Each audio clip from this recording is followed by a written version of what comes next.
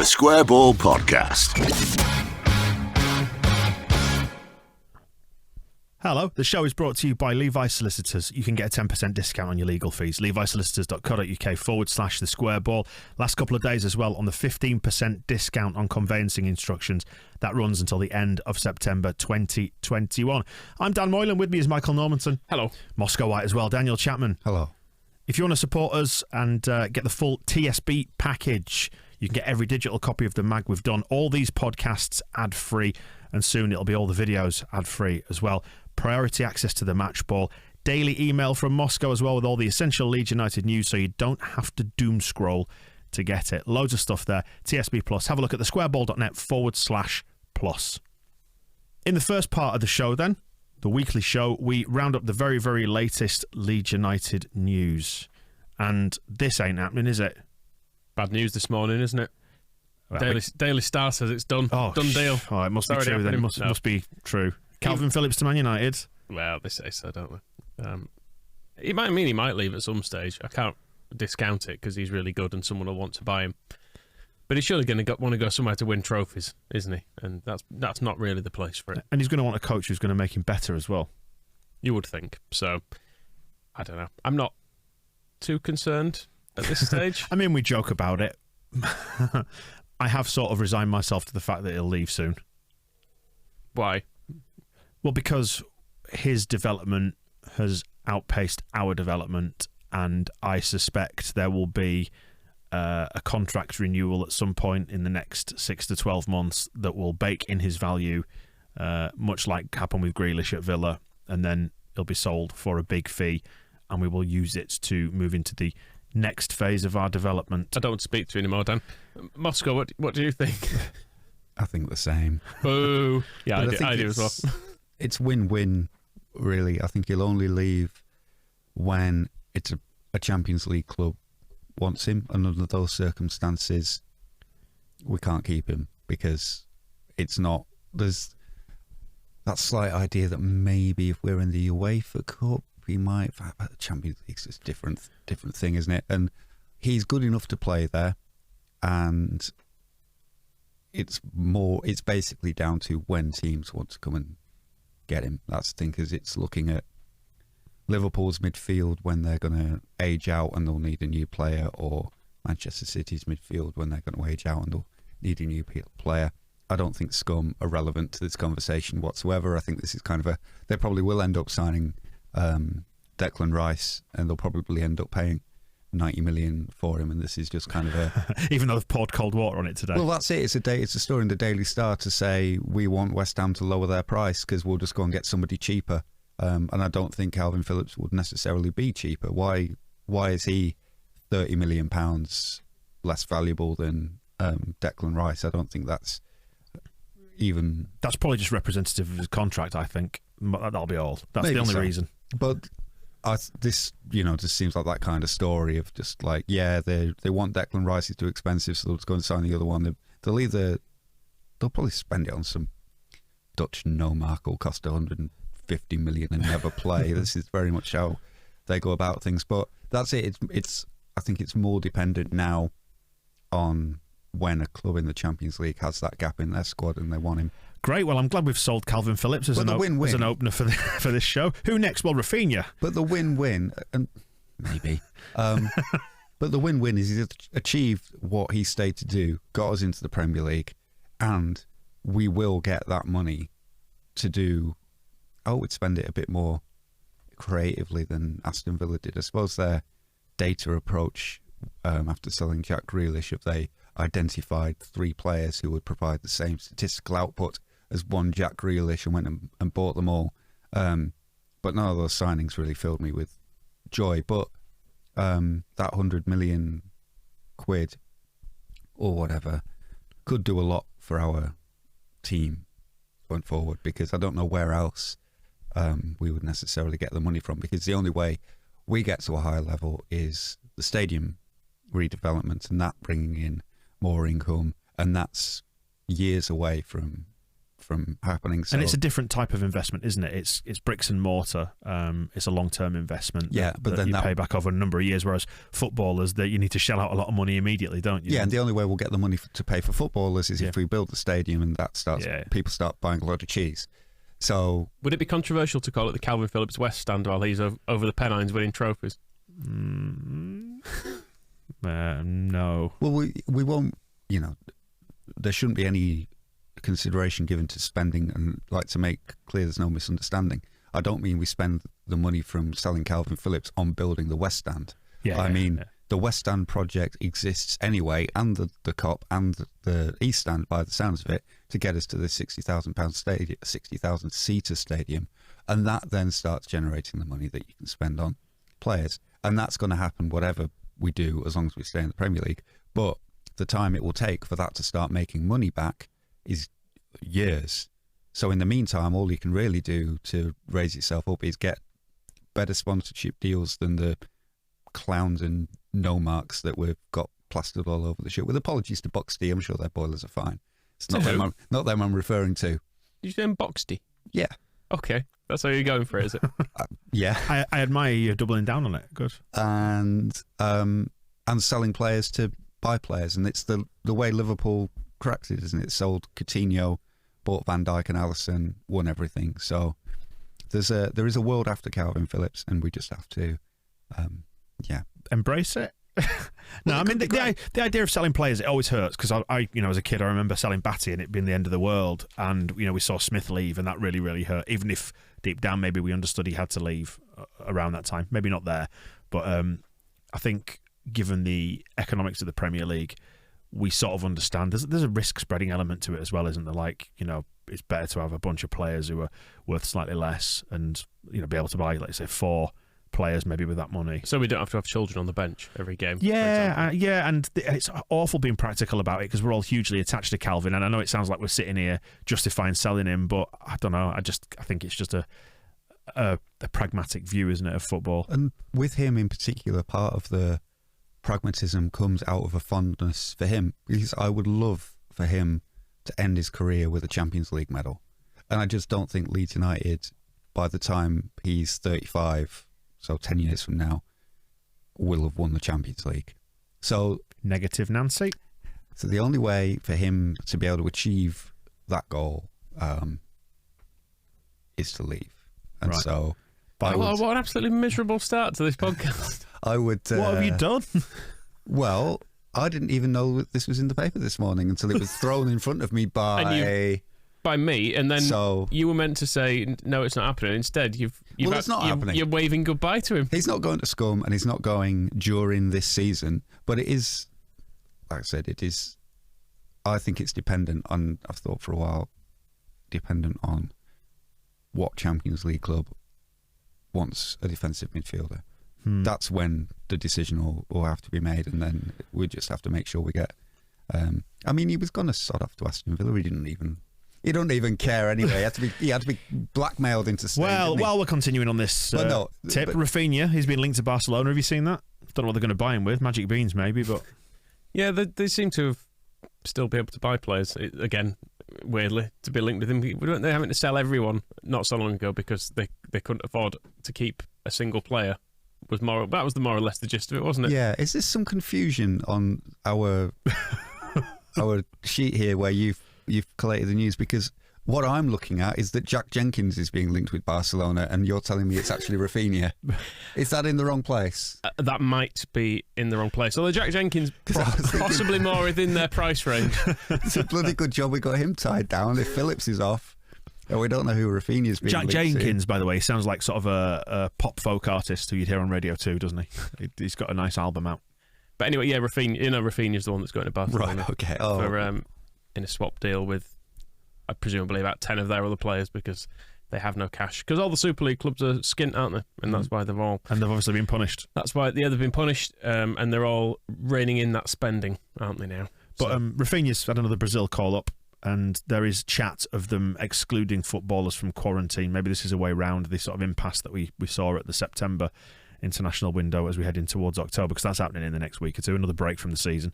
I know you were joking about the Super League thing then, but I do have more optimism about being able to keep Raphinha than Kalvin Phillips, just because of the state of some of those clubs where they are. I mean, Barcelona are trying to get players for nothing, basically doing swap deals and free transfers and loans and stuff.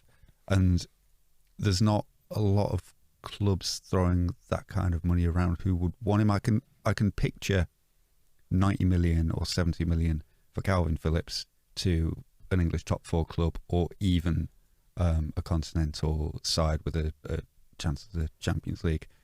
He can't go to Scum and he can't go to Bayern Munich. Those are 2 conditions. But they might want him. Whereas who's going to pay like 50 million quid for Raphinha?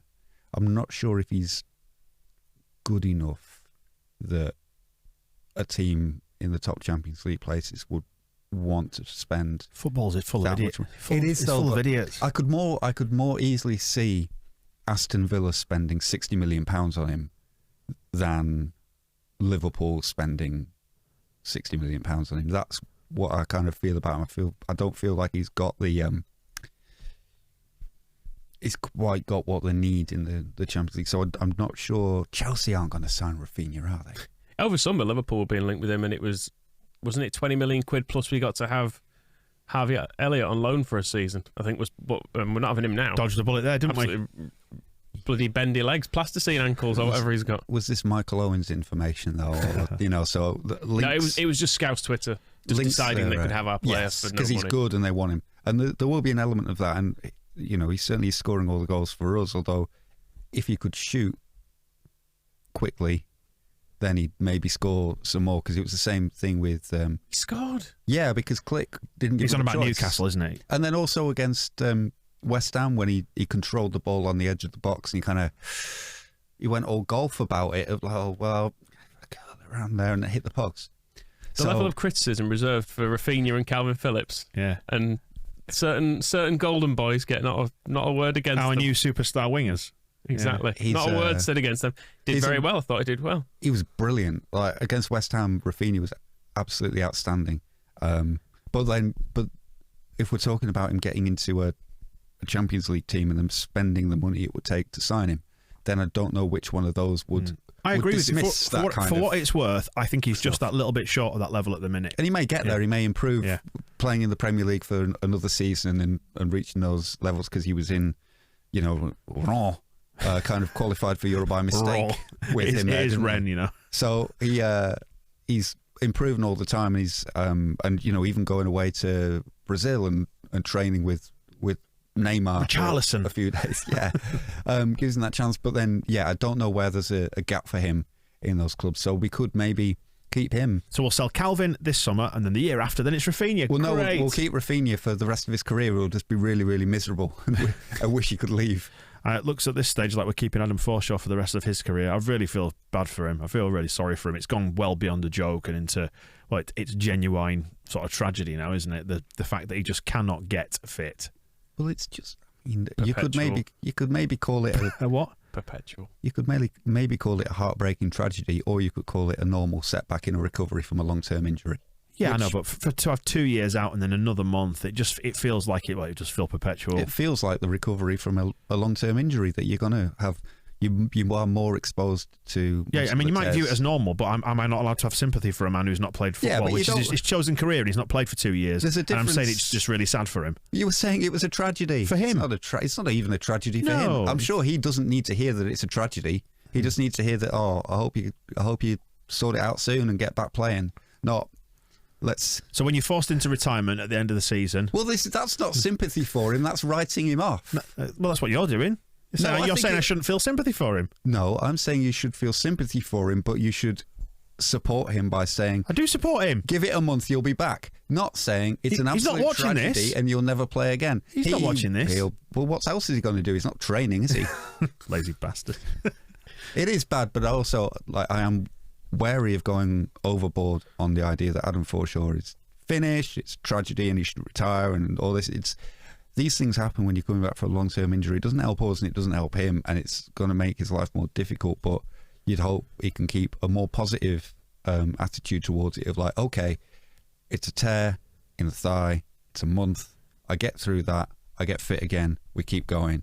I think when he has I'd cry if I tore my thigh. Well, that's the other thing. That sounds like it really hurts. Yeah, the pain element always gets forgotten in these sort of situations where it's go, oh well, but you forget about it.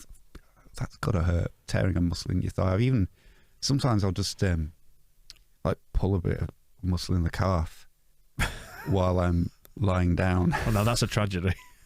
And it hurts, and then just kind of pop it back and have to massage it a bit. But well, what I think then is, I think it's okay. He'll get off the couch eventually, and his leg will be fine. I'm not going to call it a tragedy yet. Yeah, because he'll have a fucking go at me in a podcast studio for saying the wrong thing. Michael, bit awkward in the middle there, isn't it? First the perpetual injuries, now this. I mean, I do keep prodding you with the perpetual injuries. Adam Forshaw, it does have perpetual injuries. I mean, this must be, I think, his third setback since he was fit again, because he had one at the end of last season. It's his second this year, isn't it? So, yeah, it's tough. And when we have seen him, he's kind of looked fine as well. That's the thing. He's looked like he could be actually fairly useful. Not necessarily want him starting games, or you could even bring him on to change things. But as someone who can play in midfield, which we don't have very many of. That's what exacerbates it, isn't it? He's looked fine. We're so light on bodies in midfield that again, I'm going back to Radrazani's unhelpful tweets about this. I don't think that's particularly helped Forshaw in terms of, I mean, you're having a go at me for mentioning it and using the wrong words, but I don't think Radrazani saying he's the answer to our new midfielder problems is helpful for anybody. He was trying to be supportive, wasn't he? But he was just being a bit dumb. I think so, and he got involved in another little verbal contretemps over the weekend, didn't he? With people flagging up that tweet and him biting back. I just think it's not for the best. Just don't do it. I mean, you're entitled to have an opinion, and I'm sure. Do you know what? When you own a football club and you've done so much good for it, it must really hurt, and it must like stick in the craw when people are having a go at you about stuff, and your skin's that thin. But you've just got to rise above it, haven't you? Because it doesn't help anyone getting involved in it. Twitter's not sensible. It's not real life. Nor is this podcast. It's it's daft and reactionary. It can get the I was going to characterise it as weeping about us not signing a midfielder in retrospect can get very tiring. Like, we're not going to sign one in September now, so I don't know what we. No, the window's closed. Banging on about it, and we mentioned on the propaganda podcast that people saying it's criminal and negligent. We know for a fact that it's not like everybody at Leeds sat around going, "Tell you what we'll do for a laugh. Let's not sign a midfielder because that'll be really funny." They tried to sign somebody they wanted. I think they did. They tried to sign somebody they wanted. They didn't want to pay for the fee for one from couldn't afford him. And then quote Moscow White, couldn't afford him. And then the other one decided he wanted to go to Crystal Palace, and then the rest of it, I don't know. I don't know if I saw there was the guy from, is it Coop Miners, who went to Italy, who looked really good, but then it seemed like he always wanted to go to Italy. Did he go to Atalanta? I think he did. Like, he always wanted to go there, so it was never really an option. Obviously, there was Rodrigo de Paul, but he's expensive. They've all ended up in the Champions League. Well, exactly. So it's kind of, were we going to be able to get those players in the first place? Could we have tempted Rodrigo de Paul? Yes. When Atletico Madrid came put on, a lot of work into that and got him. And then the other side of it is whether, because when you remember the way that Victor Orta prefers to work, it's about not just about who's available now, but it's about finding the players and then lining up when they're actually available. So that's how Raphinha came. It wasn't just a random. He suddenly appeared in a search on Football Manager and we got him. There'd been the work put in so that we were at the front of the queue, so that when things went wrong for him at Oran, Deco is straight on the phone to Victor Orta and said, you were talking to me about him 6 months ago. Oh, he's available now. And I wonder if there's a player or players available next summer who represent better value than anything that they could get after Conor Gallagher and Lewis O'Brien this time. And then it's a balance and it's a risk, but maybe not a stupid one, to say, well, we could spend £30 million on a midfielder now, but there is a player as good as that coming available next summer for £15 million who we like more. So who can lead the charge to the front in the Championship. Well, but then you also then got to give a little bit more credit sometimes, I think, to Phillips, Dallas and Click, who didn't really have any problems keeping us in the top half of the table last season. So the risk there is that we've not added. We didn't subtract anything in the middle of the pitch this summer. And yeah, it's a bit of a risk. I would add Lewis Bate looks good. Great. I'm surprised in a way that I'm surprised he's not made the bench yet, because he looks a step above anybody else around him in the under-23s. Running games, comfortable, range of passing, everything's nice, bit of bite to his tackling and stuff. And it's not in a kind of a... He looks... And he's come from Chelsea, so he's... And there's the idea there that if Billy Gilmore can play for Norwich, then Lewis Bate shouldn't be far enough away for us. And it's what I was saying on propaganda as well, of you can start to feel that strategy working of our defenders get injured. Stroik, Creswell are in the under-23s waiting. So, touch wood that... Well, now tragedy has befallen. Now tragedy has befallen Forshaw. There is that midfield spot on the bench potentially opening up, so you never know. We might see. It's amazing. He's not been on the bench yet, has he? And he didn't get into it at Fulham. It's quite. I don't know if it's about him not being here long enough yet, or maybe Bielsa just. He's probably about he's a pound overweight or something like that. That's what it'll be. It could be, but he looks decent, and I wouldn't be surprised if he can do stuff. And then, we don't even need to worry. We've got Mateusz Bogusz. Mateusz Bogusz is coming back. Have you seen? He's been ripping it up in Ibiza with the Wenger boys. He's been having a great time, hasn't he? It's a great goal, I have to say. He's in the Spanish second division, isn't he, at the moment, which is probably... higher than Pablo. True. So better than Pablo. Okay. Mm-hmm. He'll be coming up against Samu Saiz. Samu Saiz was pretty good, actually, as well, wasn't he? I mean, it's a good goal. I'd feel bad bringing him back.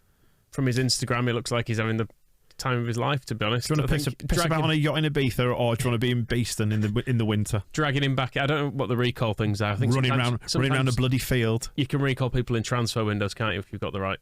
That's the Football Manager rule, anyway.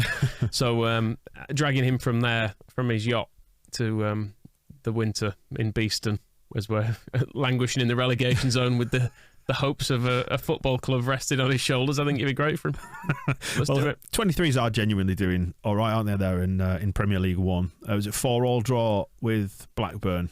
Throwing it away. Never mind doing well. Throwing away a lead in this one. Young Gelhardt, though, is still just being completely ridiculous. It was a shame to see Gelhardt basically not touch it against Fulham, wasn't it? Because every time you see him in the 23s, he does something absolutely brilliant. And there was a goal in this where he just... Well, in fact, both goals were really good, but the first one where he just picks it up on the right-hand side of the box and cuts in and finishes. But even the second one, he's just really tidy feet and manages to tackle someone, then beats the man, kicks it really hard past the goalkeeper. Is he better as a 9 or a 10? I think he needs to play up front. I'd have him up front for us, personally. No, I'm not necessarily ahead of Bamford or Rodrigo, it's worth saying, but that's where I would like to see him play. It's hard to say, because outside of the goals in this game, there wasn't a lot of Joffy per minute. And the old JPM stat. And I was wondering about this after Fulham, and I have a feeling that might have been his chance and he didn't take it, because Bielsa was weirdly annoyed in his post-match press conference. I don't know if it's because they had him sitting in the dark in a corner of a room in Fulham, but he was a little bit more... Normally he'll be quite positive. He's like, yeah, that was an average performance. Nobody was good. And you see Tyler Roberts started at 9 in that game, and then when the weekend comes around, he's on the bench. So you can see he didn't do what was required, and then Joffy came on, and the difference between Joffy and Charlie Creswell is that in the press conference in between, Bielsa said that previously at Newcastle, Ayling got injured, and I decided to bring on Shackleton and put Kalvin Phillips into defence because I wasn't totally sure about Charlie Creswell. I can't ignore the way he played against Fulham. He's changed my mind, and then he starts the next game. Whereas people are asking, why didn't Joffy come off the bench against West Ham? I think it might be because he came off the bench against Fulham and Bielsa watched him essentially do nothing. He praised his penalty, and it was good that he the strength of character to score in the penalty shootout. He didn't do anything wrong, but he wasn't involved and didn't dominate the game. And this is the step up from under 23s to Premier League is very big. Even the Championship is big, and he was playing against Championship defenders against Fulham, and it might be a little bit like Charlie Creswell against Hull in the Carabao Cup last year, where he had his debut and Bielsa watched that and said, let's go and sign Llorente because he's not ready. And now here we are a year later, and he's got him back in the team in the Carabao Cup and goes, that's what I wanted to see a year ago. Now I will pick him whenever there's a gap. Kalvin can stay in midfield. That's all sorted. But then I wonder, so what's the next opportunity for Joffy? If I'm right in this kind of feeling that he didn't take that chance. Because everybody always says, I'm not being harsh on him, when you get the chance at the first team, you've got to take it. And nobody came away from the Fulham game going, he was cheered on, roared on, I think with a little bit too much pressure, based often on highlights like the goals against Blackburn. And didn't then do it. So I'm worried then when his next chances, because Arsenal in the next round is kind of a weird draw for those kind of things, because do you give him a spin in that match? I'd like to, because I think he's going to be brilliant. I'd like him to start getting more opportunities, and I'd like him to be starting matches by the end of the season. But it seems, just from the way Bielsa described and narrated that change in Creswell, I don't think, it made me think retrospective. I was like, did Joffy not do it? It'd be a bit harsh because he didn't get long, did he, against Fulham? And he came on at a stage where the game had broken down into pretty much it's nothingness. A harsh world, Michael. But Creswell got to start, didn't he? And it's much easier to start a game. And it's easier to defend as well. We were saying this after Fulham, that he's kind of got an easier job. Joffy's gone on there, asked to create something, and he only had McKinstry was on the wing with him, so he didn't have the benefit of Raphinha and Harrison and all our best players making things for him. So, but then Creswell a year ago was in defence next to Ollie Casey, and so he had to put up with the same kind of situation. And it is kind of, it's down to the players sometimes to say, this is your big opportunity that you've been waiting for. If you don't score a double hat trick of overhead we kits, will bomb you out. But it's not my, just to clarify, it's not my kind of rating. It's me looking at what Bielsa was saying about Send Creswell him to the West Coast on loan. That's and what saying, you're saying. And wondering if maybe he didn't get from Gelhardt what he needed, so he's kind of got a bit of a reality check just for him to kind of, and that's as it should be. It shouldn't come easy because it's the Premier League, and if he becomes a Premier League footballer, he'll be a billionaire when we sell him to Chelsea. So it's not as simple as getting in. And then just to polish all that off, people will say, well, how come Tyler Roberts keeps getting picked? But then... And nobody knows the answer to that one. Well, safe... Moscow does. No, it's hard. It goes on all the time. And Tyler Roberts, he's not been brilliant so far this year, but, we've won games with him in the team, haven't we? Yeah, so he can't be terrible. He's got the experience. And from Bielsa's point of view, safe option off the bench. And what he did against West Ham was he couldn't come close to what Raphinha had been doing on the right wing, but he did just play with Shackleton and Click to create chances down the right. We were much more dangerous still on the right-hand side where Tyler Roberts was than old COVID Jack on the left. Bless him. We can't get through a show without that praise coming out, can we? With reference to the kids, by the way. What praise? There is risk attached to the old Sean Harvey bastard offspring pizza pot, whatever it's called, tonight. The under-21s plus some other older boys. You're allowed some bigger boys, aren't you, in this, I think? As long as they've not played... Talking about the Papa Johns, we're playing too many Oldham games or something tonight as we record this. I mean, think of the risk attached to this, given that everyone is panic buying petrol at the minute. If you drive over there from Leeds and you've not got enough in your tank, you could end up stuck in Oldham on a Tuesday night. Now, just imagine what that scenario would be like. I've been to Oldham on a Tuesday night. It was cold. It's always cold. I mean, I remember. It's late summer now. Just to timestamp it, it's late summer, very back end of the summer, but it's still quite warm for the time of year, isn't it? Outside, temperatures in the sort of high teens or thereabouts. Bit of rain here and there. Oldham, it'll be like the South Pole tonight because it always is. I might prefer that. I might go. Because Saturday was muggy. I didn't like it. I nearly nominated the weather as a villain. Thanks. Just stop that one dead there, Moscow. Thanks.